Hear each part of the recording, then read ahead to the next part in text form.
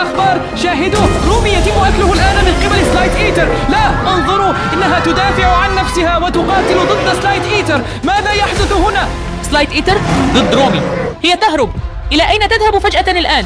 أنا أعرف شيئا واحدا فقط، هذا الفيديو ليس للأطفال. في مدينتنا لدينا 5 ملاعب، وعلى أحد هذه الملاعب يجب أن أخفي رومي. سنقوم اليوم بالتحليق فوق كل ملعب بطائرتنا بدون طيار للبحث عن رومي. رومي يمكن أن تختبئ في أي مكان، ربما في الملعب عند النهر أو هنا في الأعلى في أحد الملاعب في الغابة. لهذا السبب ضعوا إعجابا على هذا الفيديو الآن. حتى لو كان هذا الفيديو ليس للأطفال، يجب أن ننقذ رومي من سلايد إيتر. لكن إلى أي ملعب يجب أن نطير أولا؟ دعنا نطير مباشرة إلى هذا الملعب، إنه يبعد دقيقتين فقط عن منزلنا.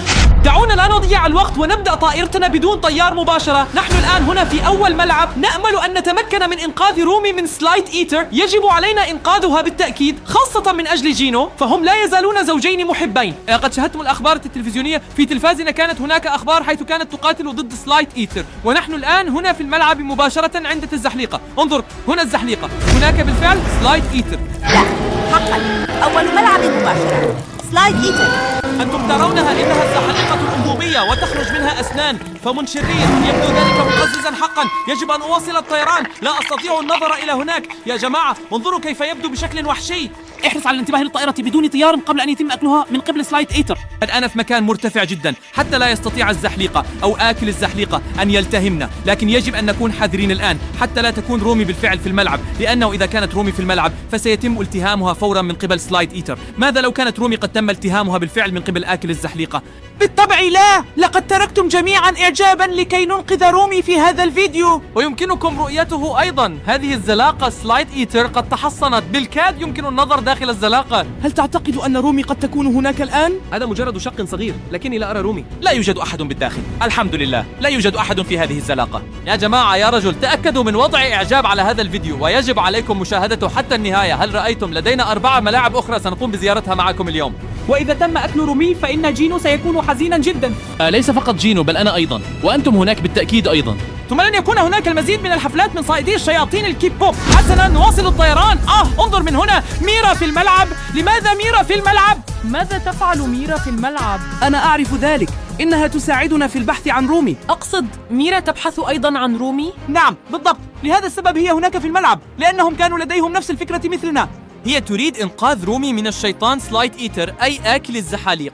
هذا يعني أننا الآن شخص إضافي، نحن الاثنان وميرا أيضا موجودة، وأنتم هناك. نحن معكم حوالي 1,000,000 شخص. لكن ماذا يحدث إذا تم أكل ميرا الآن من قبل سلايد إيتر؟ هذا سيكون سيئا حقا، يجب أن نكون حذرين. نحن معكم، نحن نواصل الطيران. أين ذهبت ميرا؟ لم أكن منتبها. لا، أين هي؟ نحن ما زلنا في نفس الملعب حيث يوجد سلايد إيتر وميرا. حسنا، لكن الاثنين لم يتصلوا.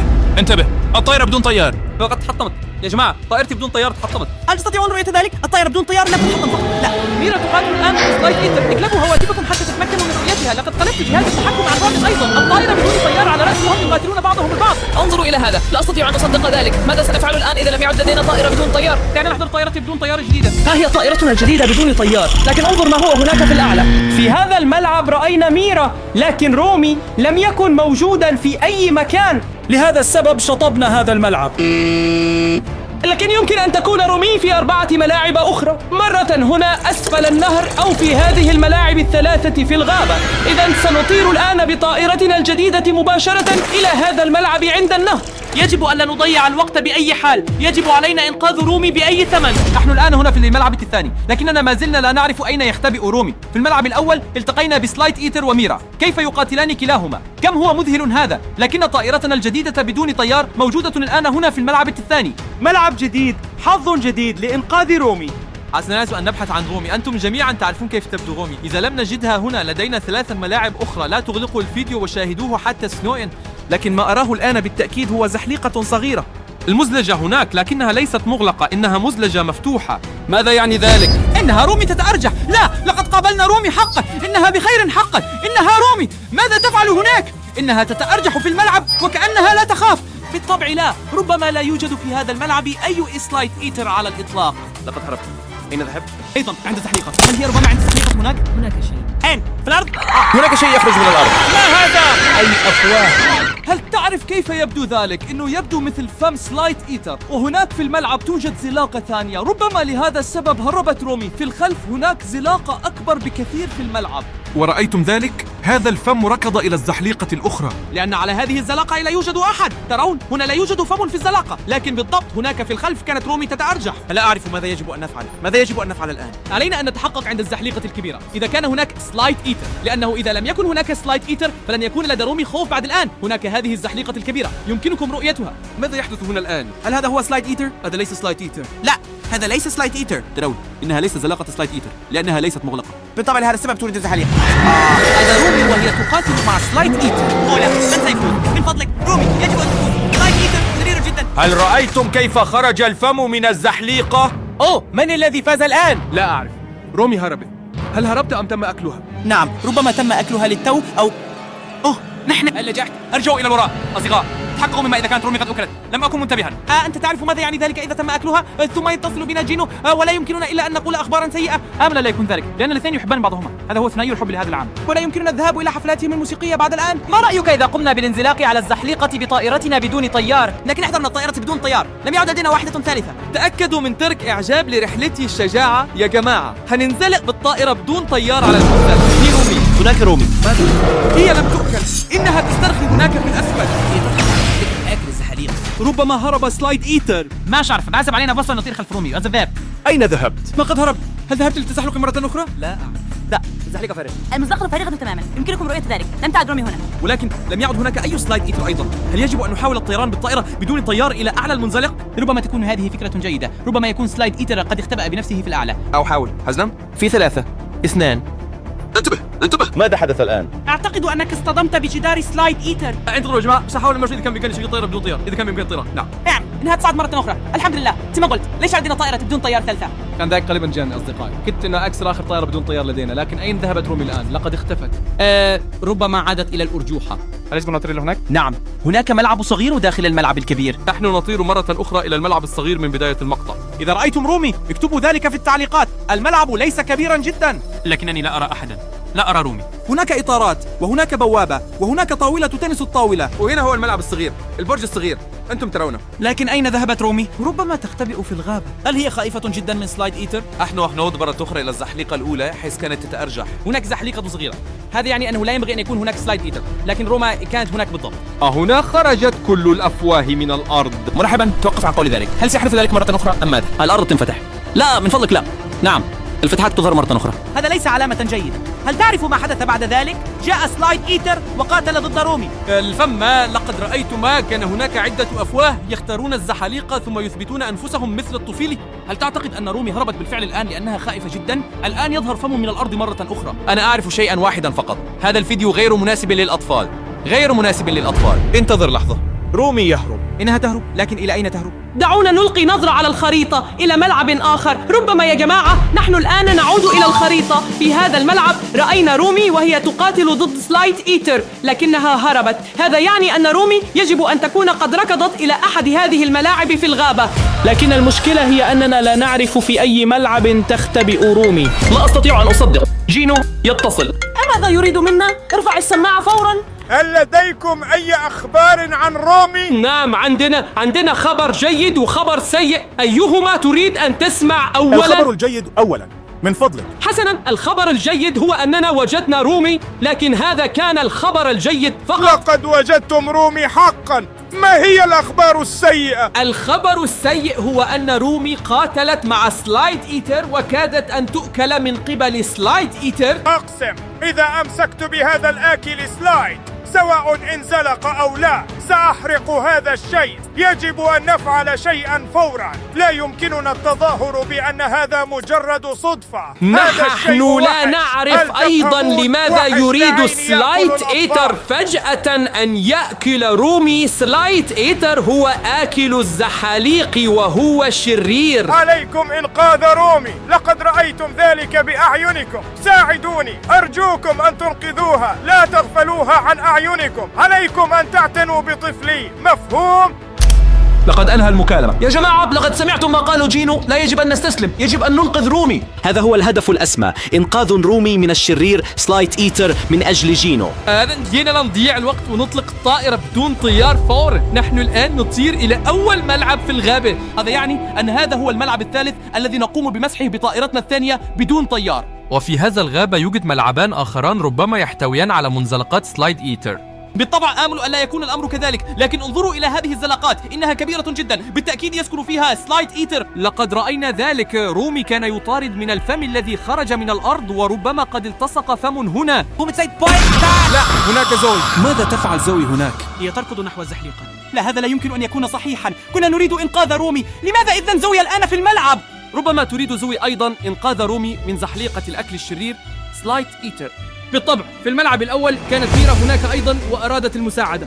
وانظروا إلى هذه الزلاقة، إنها زلاقة أنبوبية، زلاقة أنبوبية مغلقة. المزلجة نفسها تبدو خطيرة جدا جدا، يجب أن نطير أقرب. هذه زلاقة نموذجية من نوع سلايد إيتر. بالطبع لا أتمناه، لأنكم تعرفون زوي هناك. سيتحقق بطائرتنا بدون طيار. هناك سلايد إيتر. لا، عند هذه الزلاقة الكبيرة يوجد سلايد إيتر، كنت أخشى ذلك. انظروا إلى هذه الأسنان الشريرة، هذا الفم الدموي، وهناك بالقرب منها تجري هكذا لإنقاذ روم. ربما لا تعرف أن سلايد إيتر موجود في هذا الملعب. بالطبع لا، كانت تظن أن روما هناك، لكننا لم نلتقي روما حتى الآن. بالتأكيد لن نغلق، سنواصل الطيران معكم وستشاهدون الفيديو هنا حتى للنهاية. لأن لا أحد من صائدي الشياطين الكيبوب يجب أن يؤكل من قبل سلايد إيتر على الإطلاق. أنا أكبر معجب بكي بوب ديمون هانترز وأنت أيضا. هنا مكتوب حتى هانتريكس. نعم، لقد اشتريت القبعة خصيصا في حفل موسيقي. حسنا أصدقائي، يجب أن نركز، يجب أن نجد الرومي قبل أن يأكلها سلايد إيتر. رومي لم يصل إلى الملعب حتى الآن، لقد قابلنا فقط زوي التي تساعدنا في إنقاذ رومي، لكن حتى الآن لم أرى زوي مرة أخرى. ربما ركضت زوي إلى الملعب التالي. لكن هناك أيضا زلاقة صغيرة مثل الملعب الأول. زحليقة صغيرة، زحليقة كبيرة، هل هي زحليقة سلايد إيتر؟ هذه دائما نفس الأنظمة، زحليقة كبيرة وزحليقة صغيرة. لكن أين زوي؟ لم أعد أستطيع رؤية زوي في كل الملعب. ولا أنا، لقد طرت عاليا جدا خصيصا لكي نحصل على رؤية أفضل، لكنني لا أرى زوي. أين ركضت زوي فجأة الآن؟ حسنا، هل تعرفون ماذا؟ سنحاول مرة أخرى، سنبحث الآن عن هذا الملعب للمرة الأخيرة، وإلا سنذهب إلى خريطتنا ونطير إلى الملعب التالي. لأن المشكلة هي أنه إذا ذهبت زوي إلى الانزلاق سيتم التهامها ببساطة. حسنا، خطوة بخطوة، متر بمتر، نبحث الآن عن هذا الملعب بحثا عن زوي. إذا رأيتم زوي في هذا الملعب اكتبوه في التعليقات، ولا تنسوا الإعجاب. وإذا رأيتم رومي فلا تنسوا الإعجاب. هذا بالتأكيد، لأن هذه هي المهمة، يجب أن ننقذ رومي من سلايد إيتر.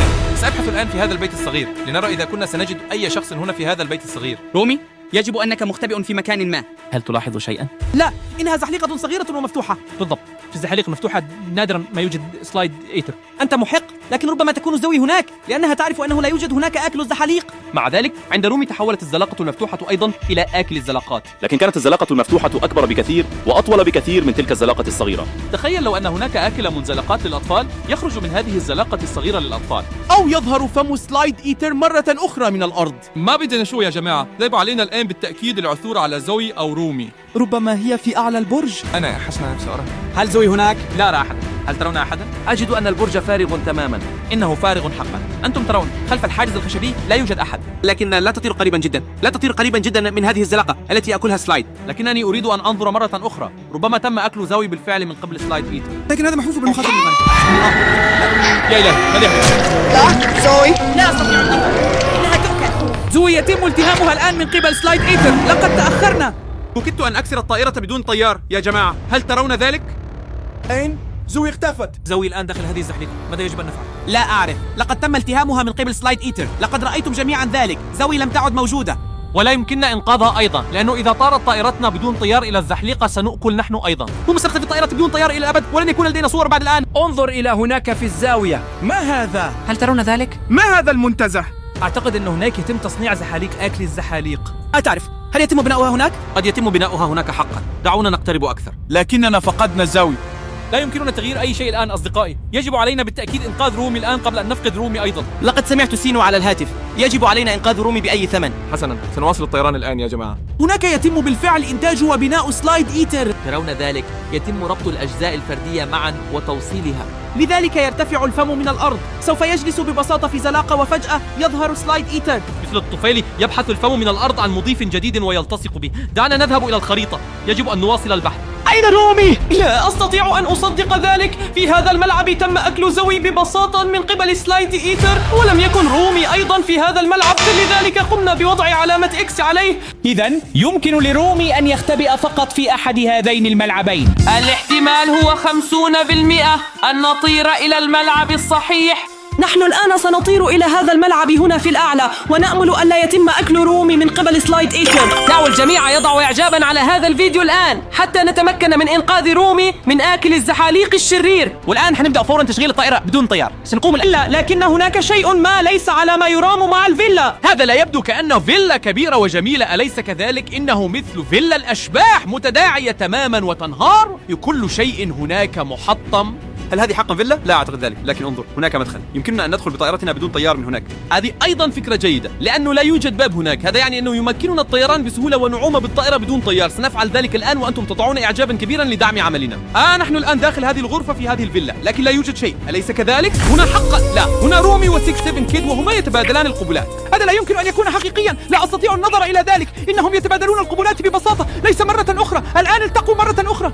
وماذا يفعلون؟ لقد تبادلوا القبلات. لا يمكن أن يكون هذا صحيحا، لقد تبادلوا القبلات للمرة الثانية. هذا يعني أنهم يحبون بعضهم حقا. حقا رومي، ماذا فعلت؟ لا يمكنك أن تخوني جينو هكذا. لقد كسرت قلب جينو للتو. رومي لم تعد تحب جينو. هذه هي المرة الثانية التي تقبل فيها رومي 67 كيد. هذا لا يمكن أن يكون. بالتأكيد لقد هرب رومي و67 كيد، يجب أن نجدهم هنا في هذه الفيلا ونبحث عنهم. ودعونا نضع إعجابا من أجل جينو المسكين الذي لم يكن يعلم شيئا. لا أستطيع أن أصدق ما رأيته للتو. كان لدى جينو فقط الشك بأن رومي تخونه، لكن لدينا الدليل. نعم، نحن هنا من أجلكم، ولهذا السبب لديكم الإعجاب. إنهم يتبادلون القبلات مرة أخرى. رومي و67 كيد يتبادلون القبلات مرة أخرى. مرة أخرى يمكنكم رؤيته أمام مدخل الفيلا. قد تبادلوا القبلات مرة أخرى. أشعر بالغثيان حقا عندما أرى ذلك. هذا لا يتناسب على الإطلاق. كان من المفترض أن تقبل رومي جينو. ولا أستطيع النظر بعد الآن. لا يمكن أن يأتي الآن شخص مثل 67 كيد ويقبل رومي ببساطة. نحن نواصل الطيران، سنرى ما يفعلونه هنا.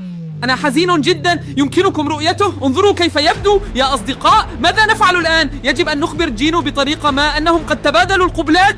انظروا، هنا كرسي مع طاولتين. نعم بالطبع، هناك التقوا، جلسوا هناك وتحدثوا قليلا، وبعد ذلك ماذا يحدث؟ يتبادلون القبلات. ماذا لو فعلوا أكثر من مجرد التقبيل؟ وبذلك يدخلون إلى الفيلا. لقد طاروا للتو إلى الداخل ورأينا هذه الغرفة. هل يجب أن نطير إلى الداخل مرة أخرى؟ هل أنت متأكد هام نطير إلى الداخل مرة أخرى؟ ما وقت رؤيته مرة أخرى؟ ترون هنا المدخل يا أصدقائي. نحن نطير هنا مرة أخرى. هنا تبادل رومي و67 كيد قبلة لأول مرة، أو ذلك بمفردهم في الفيلا. يمكنكم رؤيته. الآن نطير مرة أخرى إلى الداخل. من أجلكم نفعل ذلك، لا تغلقوا. أنا أنظر أيضا. لا، رومي و67 كيد.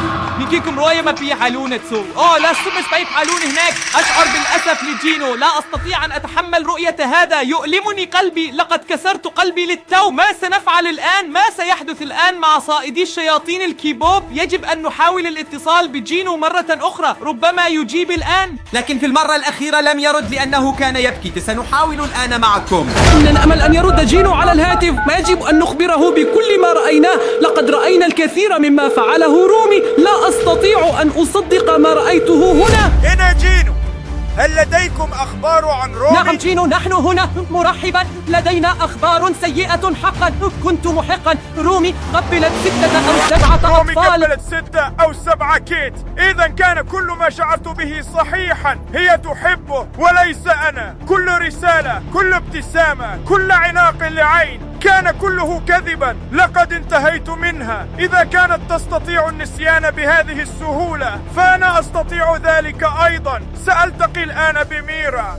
قالوا هي تفهمني، كانت دائما موجودة، وهذه المرة لن أتراجع. سأقبلها، ليس لأنني مغرم، بل لأن رومي يجب أن تعرف كيف يبدو الخيانة.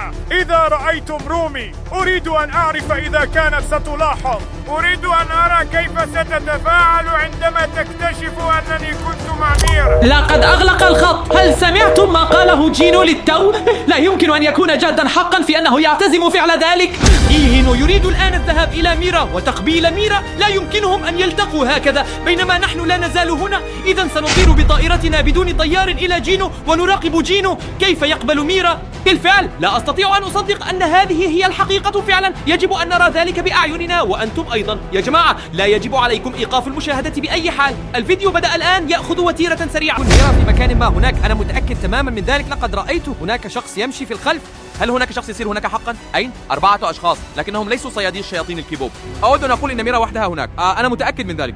انظروا أنتم جميعا تعرفون كيف تبدو ميرا. شعر وردي طويل، تحمل سيفها في يدها، لكن هنا فقط الناس العاديون يلعبون كرة القدم. هل تعتقد أن ميرا تعرف أن رومي اتصلت بنا ولهذا السبب تختبئ؟ هل تعتقد أنها تشعر بالذنب؟ ميرا تشعر بالسوء، نعم بالطبع. هي تعرف جيدا أن جينو ورومي عادة ما يكونان معا، هما الزوجان رقم واحد، لكن الآن جينو يخون ويقبل ميرا أو شيء من هذا القبيل. ما اللي يحدث مع صائدي الشياطين الكيبوب؟ فوضى حقيقية. انظر إلى الأسفل، ها هي هناك، بيبي ساشي هناك. ماذا تفعل بيبي ساشي عند الجسر؟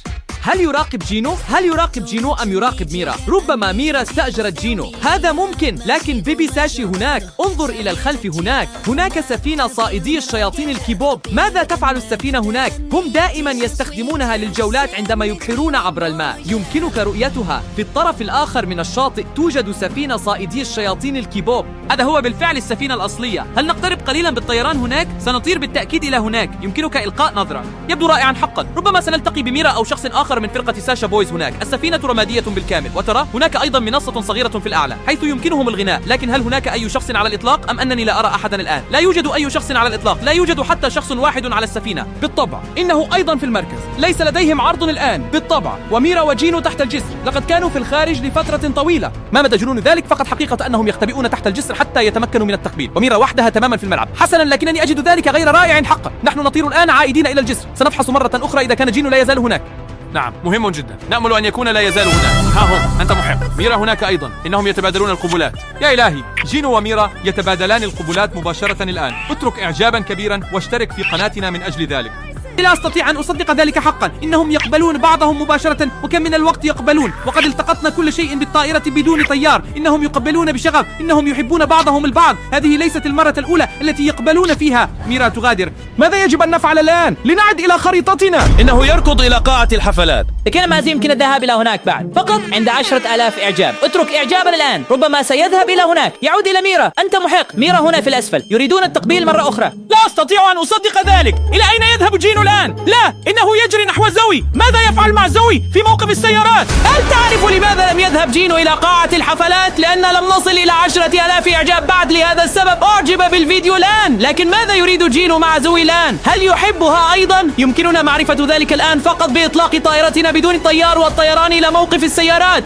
أريد حقا أن أعرف ما الذي تخطط له زوي مع جينو هناك. ثم نطلق الطائرة بدون طيار في 3 2 1. لماذا ركض جينو إلى زوي الآن؟ ماذا يريد في موقف السيارات؟ في الواقع لا أريد أن أعرف حتى. أنا لا أريد أن أعرف أيضا. أنا فقط آمل شيئا واحدا، آمل ألا يقبل جينو زوي الآن أيضا. لماذا يلتقي جينو وزوي في موقف السيارات الآن؟ هل يمكن لأحد أن يشرح لي ذلك؟ ها هي زوي. هناك زوي. الخريطة كانت صحيحة. أين زوي؟ في موقف السيارات، لكنها وحدها. هي وحدها. لا يوجد جينو. هذه إشارة جيدة. نحن نبحث في موقف السيارات بأكمله. ربما نجد جينو في مكان ما، ربما يكون أيضا على الطريق في مكان ما. صحيح، ربما لا يزال في طريقه إلى موقف السيارات. هام ألا يكون كذلك. نحن نحلق فوق كل شيء. يا رفاق، اتركوا إعجابا، لا تنسوا. نحن نبحث عن جينو هنا الآن. ماذا يحدث يا رجل؟ ما الأمر مع جينو؟ ربما جينو جالس في هذه السيارة.